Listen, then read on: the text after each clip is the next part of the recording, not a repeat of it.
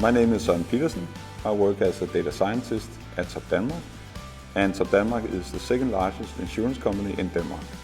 Data science is important for Topdanmark because we are very much focusing on automating claims. And automation of claims requires a diversity of models.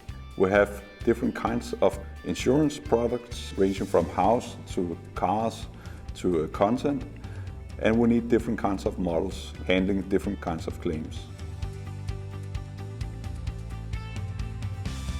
Before we invested in Domino, we tried to get up and running on AWS, but we faced a lot of technical challenges, and it required a skill set that is not part of a traditional data scientist. What I love most about Domino is its simplicity.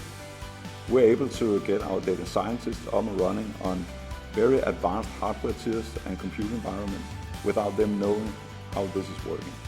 We had a model running in production that behaved differently, and we didn't know why.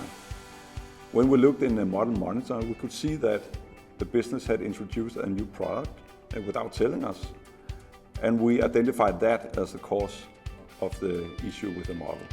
So Domino allows our data scientists to focus on the business problem and not the technical problems. And that enables them to create the best models, because that's the only thing they need to focus on.